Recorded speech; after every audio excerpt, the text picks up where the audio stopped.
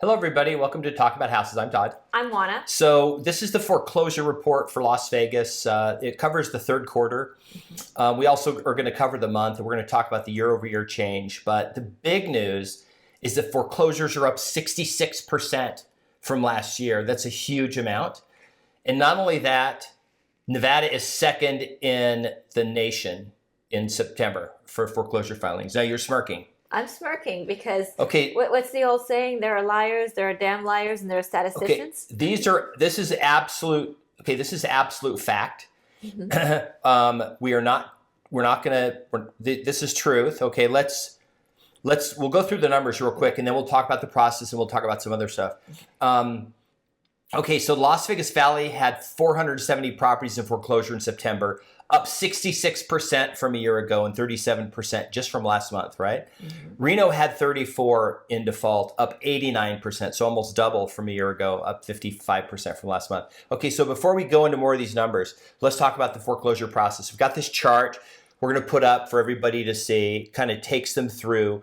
Whenever you hear foreclosure, it doesn't mean a house went back to a bank. Right. It's this massive process. And it starts with a homeowner being behind on payments. Right. So, the short story is they fall behind on payments. There's a notice of default. There's a notice of trustee sale, and the house goes to sale. So that's kind of the short version of it. But the process actually has a lot more steps to it than that. Okay. And when they say that there's X number of houses in foreclosure, that just means they're somewhere in that process. But we know that as the houses move through that process, they get pulled out. So what are some of the reasons they don't end up getting foreclosed? Either people make up the payments, they work out something with the bank, the house is sold. Okay. So there are lots of reasons why that property is no longer in foreclosure. Okay, so we've got this process here. We'll just go through it really quick. This is sort of the formal process. They fall behind on their payments. The lender has to record something called a notice of default. That's what we use here in Nevada, notice of default. They file it with the recording office. They have their own internal process for how many payments they have to miss. They could effectively, if they miss one payment, they could file notice of default. The notice of default then is set by registered certified mail. They come posted on the house. In Nevada, we have a foreclosure mediation process that happens. So that takes even more time. It's an extra step that's been added. It has to be in a default minimum 90 days, but it actually ends up in default more than that because it has to go through this mediation process. And the mediation process is usually where the people go, oh, well, we were just traveling and we didn't realize that we'd switched bank accounts and we forgot to make a payment. So we just called the bank and made up the payments, or, some other story. Our tenants haven't paid us in 3 months, but we borrowed money from a friend, some other story. Or the house is on the market, it's closing in a week. We don't care, right? We're just selling it. And so we stop making payments on the house because we're selling it. Right. Okay. Then the notice of trustee sale, that has to be filed at least 28 days prior to the sale.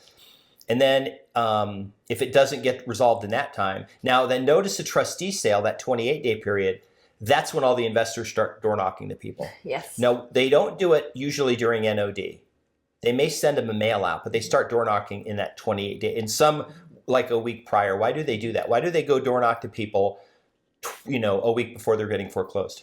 So what they're trying to do is they're trying to purchase the property before it goes to sale, so they don't have to compete. Okay. So that's really the bottom line, and it can be a good thing for the homeowner, obviously, because then they wouldn't have a foreclosure on their financial record. So that can be a good thing. It's a good thing for the investor because now the investor doesn't have to necessarily compete with as many people at the trustee sale.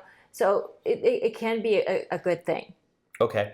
And remember, so a lot of these houses have equity. These are not upside down houses, contrary to videos you've seen on YouTube. These people are not upside down. They have a ton of equity. Sometimes they just have missed some payments or whatever. Sometimes they've died. Right. And they're not, so no one's making a payment. Right. So I had one of those not that long ago, and it took the bank a year to send the house to sale, and it didn't go to sale. We sold the house. Yeah. Got the house sold. Okay, Yeah. good. Okay, So that's the long process. Now we're going to go back to the Las Vegas numbers. For the third quarter, so this was the whole quarter, Nevada had the sixth highest foreclosure rate in the nation, with 1,241 of its 1.28 million housing units in default. That's less than 0.1%. So we're the second highest in the nation, less than 0.1%. By comparison, in 2007, Nevada led the nation with 3.4% of its housing units in foreclosure. That means that in 2007, we had 34 times more homes in foreclosure than we do today. That means now we have 1/34th, less than 1/34th. It's basically zero. We have like 0.3% of what we had, during the last downturn. There are literally no foreclosures. Right. It's not enough to move the needle. We have 1.2 million houses.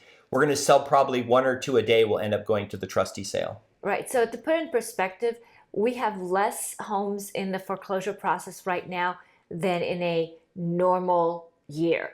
This has been a very slow foreclosure process few years because of various things. But one of the reasons why we haven't had a lot of foreclosures across the nation, of course, is because homeowners have more equity than they've ever had before. Now, that equity is primarily because of two reasons, right? Okay. Reason number one is because banks learned from the last big downturn that they need to have well-qualified buyers, right? That their borrowers need to be on sound financial footing, and they need to have a down payment, which gives them built-in equity and also gives them skin in the game, right? So when somebody purchased a house, then they already had a little bit of equity and they were less likely to walk away. And of course, as homes have appreciated, then that equity has grown between the payments that the people have made and the home prices going up. So all of that has created a lot of equity. Right now in the nation, we've talked about this before, we have an unprecedented amount of home equity for people who own homes. So that is also contributing to having low foreclosure numbers. Now, these foreclosure numbers are not going to last forever as far as being low, but they will continue to be low probably for the near term, if nothing else, regardless. Near term is how many years? For probably the next couple of years at least. Okay. Because, like I said, these borrowers have had a lot of have had to put down payment. It's been over a long period of time. So the only people that are really in considerable jeopardy are people who have taken out home equity loans. But even those people, they still had to maintain a certain amount of equity in the home. And then, of course, people who have purchased homes recently, during the frothy market, as we like to say. And so those people may have more difficulties.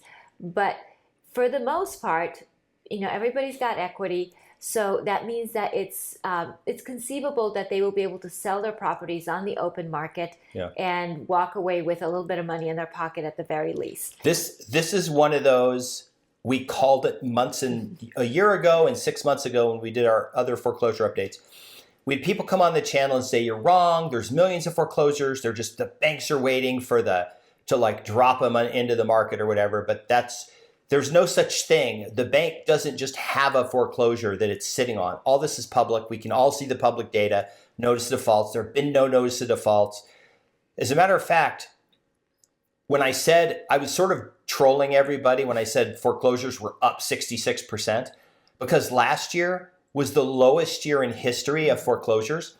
And in the last 30 years, this year is the second lowest. Right. So, and there's two things. One, Oana mentioned, everyone's got equity. Even, the video we did about 6 months ago, when the interest rates started going up, 90% of all home purchasers still were putting 20% down. So prices could drop 20% and everyone still is going to have equity in the home, right?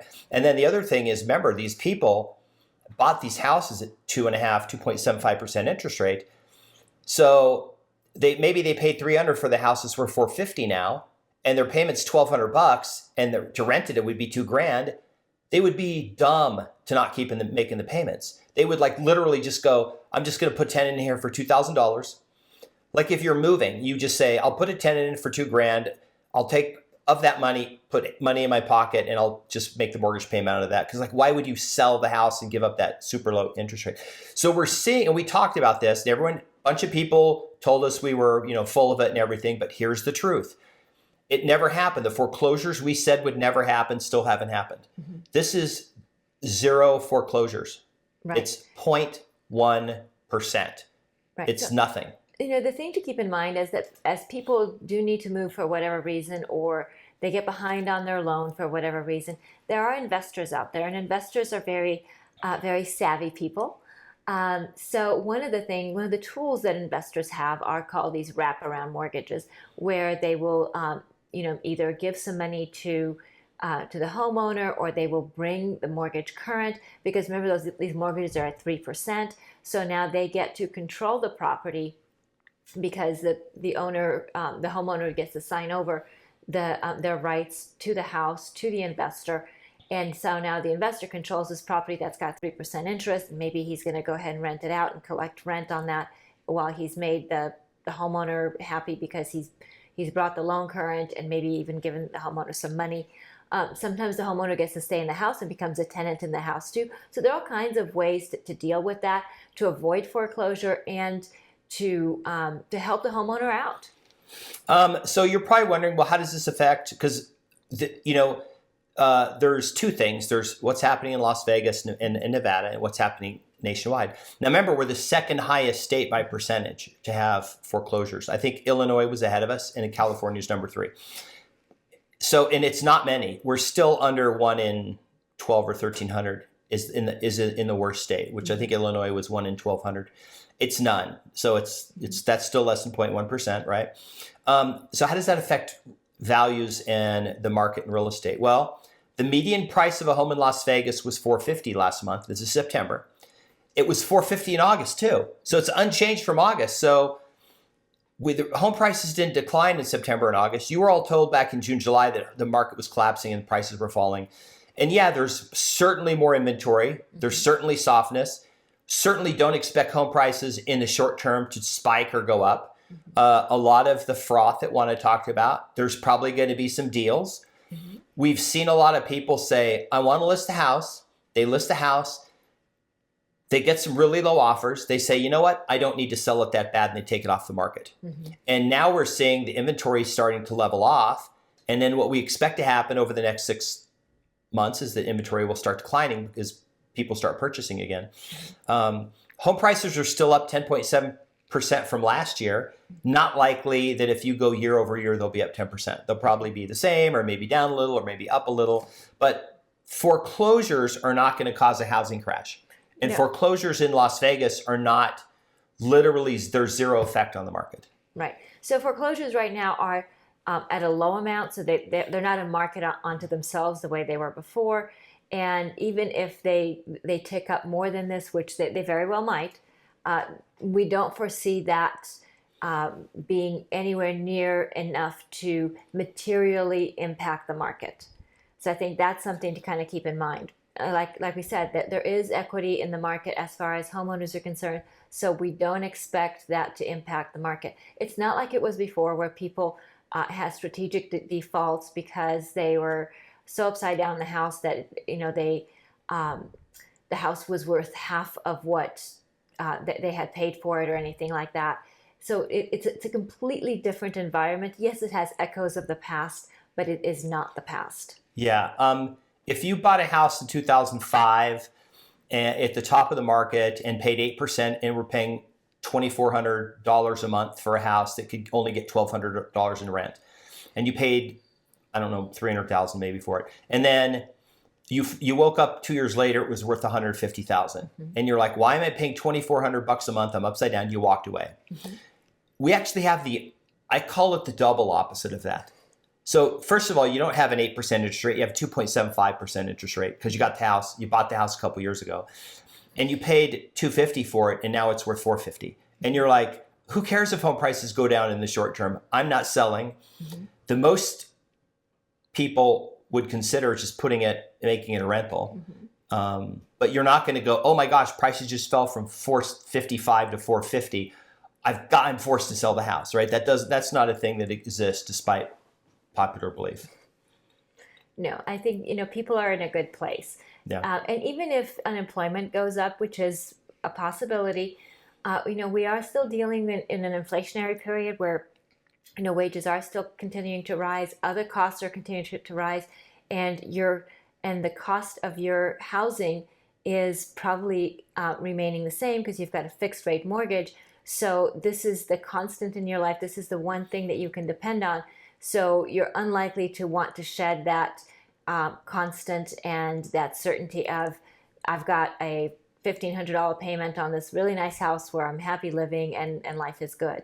Unemployment is something to be concerned about, but even with unemployment, again, people have to live somewhere. So the idea that you're going to be able to rent for less than what your mortgage payment is, it's probably not going to happen. Rents are expected to go up 3 to 5% over the next year. So remember, a lot of that's inflationary. At your $2,000 a month rent payment, it's going to be $2,100. And it's probably going to be more the year after that. You can do the math. Just keep adding, $100 or $50 a year. And then you realize that you didn't buy a house 10 years from now because you thought the market was going to crash. And we're not advocating to rent out and buy a house. We get a lot of people comment and say, oh, you just want us to buy a house from you. No, we don't really care if you buy a house or not. We're just talking about how we view this data and, from our experience of having done this for a long time. Experts say foreclosures are unlikely to spike given the nation's shortage of housing units. This is a theme that we've talked about for about a year and a half. There is this baseline shortage of housing. It is probably the number one thing. It wasn't inflation and easy money that drove up the housing market. There's a shortage because you have a ton of houses that are locked down by investors who are not selling. And then you have more people trying to buy and there's less houses for them to buy because the only houses that are available are when somebody dies or somebody decides to move and wants to sell their house. But that's a net effect because they sell a house in one market, they move to another market, and they buy another house. So you get this more people buying than selling pushes home prices up. I predict a year or two, when interest rates go back down, we're still going to have a shortage of housing units because new home builders are underbuilding again because it's so expensive for them to build these homes. And we've seen the articles about how new home builders are starting to reduce prices. They're starting to build less. They're building substantially less now. And this just exacerbates this long-term problem in housing where, they just, in 2 or 3 years, when you say, okay, now interest rates are back to, 3 or 4% or wherever they are, I'm now in a position to go buy a house, and you decide to go buy a house and you find out you have 10 offers again. Right. So, I know anecdotally we'll drive around town and we see all these new apartments going up. So you're thinking, well, but there's plenty of housing. I mean, I saw this huge apartment complex, over here, and 2 miles down the road, there's another one. They're building them everywhere. And I don't disagree with you. As far as rentals and apartment complexes being built, yes, they are being built. But remember, they are for a certain niche of the people who need apartments. But what we're talking about is people who want homeownership, people who want to get the tax benefits, who want to get the certainty of controlling their housing payments. There are a whole host of reasons why people purchase homes. So that's really what we're talking about. It's not that apartment complexes are going to go empty either. Those are being filled up as quickly as they're building them. And they tend to be pretty nice. They tend to be pretty upgraded. They tend to have lots of amenities. So the cost of living in an apartment isn't necessarily inexpensive. So what happens a lot of times, people will go to an apartment maybe when they're new to the area to kind of get their bearings, and then they go out and buy, because a lot of times the cost of renting that apartment is not necessarily substantially different than the cost of ownership once they get an idea of where they want to live. And some people, apartment is nice, but it's, you don't have a yard. They may not allow your pet. You may want to get a pet. You may want to expand. You may need more room for family, right? New family or whatever, right? And we haven't seen a big effect that apartments have stopped people from wanting to buy houses, because if anything, apartments may affect the general rental market. But then again, the people that we know who are renting, they need a house because they have a dog. Well, or they don't want to live right next to the freeway because they have 2 kids and they don't want, there's like nowhere for their kids to play. They just want to be in a neighborhood. right. So, people make different housing choices for different reasons, but overall, um, people do tend to consider homeownership something that they want to participate in. Yeah. Certainly real estate that tends to have these small cyclical things. Mm-hmm. The cyclical market is almost predominantly driven by interest rates going up. Mm-hmm. There's literally zero. If you look at all the fundamental factors, the housing stock has the highest percentage of people who have equity. Mm-hmm. Many of you out there watching this video right now, because I see all your comments, oh, we bought this house 10 years ago. We have $300,000 of equity. We have a small payment. We could pay it off if we wanted. We're very happy, right? We'll never sell. We have people who historically, over the last maybe 7-8 years, have the lowest interest rates you've ever seen in your life on your place, so you're not selling. We have a long-term shortage of housing units total, not what's on the market now, but the total number of housing units. Real estate is a scarce resource getting scarcer. Mm-hmm. We've done numerous videos on hedge funds, banks, and institutional investors, and even startups that are and iBuyers that are buying all these houses, taking away from homeowners. And we're seeing the institutionalization mm-hmm. of renters to where they'll be lifelong renters. And yes, we realize there's this short-term thing. This could represent an opportunity, if prices soften. We've talked anecdotally. Mm-hmm. We've talked, and if you don't know what that means, that just means it's some random piece of data that's from information that it's not backed by anything, right? But what we're saying is that anecdotally, we've run into people who have told us they're accumulating cash to buy a house mm-hmm. because they recognize prices are going to dip here potentially in the next 12 months sometime. May not be a house in this market, may be a house in another market, but it may be to where it was super competitive a year ago, but now they can actually have a choice and feel good about their purchase. So yes, our interest rates are up and that's causing some short-term pain, but fundamentally the housing market is super strong. All the predictions so far, you've seen them on YouTube, these super crash predictions, none of them have come true yet.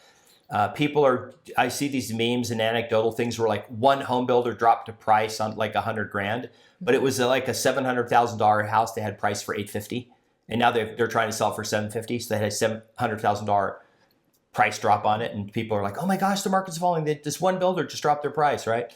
So remember, we're active in the housing market. We list homes, and we talk to buyers and their agents all the time, and negotiate deals every day. So we get to see what happens. Mm-hmm. And we're all over the housing market, all right. The way from the bottom to the top. Right. Yeah, look, housing is something that everybody needs. We've said this before. And the current market, there's just more opportunity because remember, this is where the money's made. It's not made when you sell the house. It's made when you buy the house. So if there's something out there that makes sense for you, great, go for it. If not, you can stay on the sidelines and just be a spectator like the rest of us. Yeah. If you just want to sit out mm-hmm. the housing market and just watch real estate YouTube videos, go for it. We have almost 900 on the channel. You can go back and look at some of our predictions from a year ago and realize that we pretty much have nailed it. Probably underestimated how high interest rates would go. Didn't think they would go to 7% this fast, mm-hmm. but still, we're not seeing enough of an effect that's causing, because especially with inventory starting to level off. Right. Yeah. Which, inventory leveling off is something that we've talked about before. It's just the seasonality of it. It will pick back up in the spring. Buyers will come back, and life is pretty much as it's been. It's just that interest rates are higher than people have been accustomed to. But people, remember, have short memories. So this will become the new normal and people will move forward. There are lots of loan products out there to help people in this environment. They have all kinds of different variations on the variable rate mortgage, which means that you might have a lower interest rate than what's available on the open market for the first year, maybe even for the second year, and then it increases thereafter. Some of them are even for FHA buyers. So there are all kinds of loan products out there to help people in this environment because remember, all of this, everybody adapts. You know, whether you're a lender or a home buyer or a home seller, everybody adapts, and the market moves forward. Yeah. Anyway, thank you for tuning in, watching our video. Please subscribe, hit the notification bell, leave us a comment, share the video, and We'll see you on the next video. Bye. bye.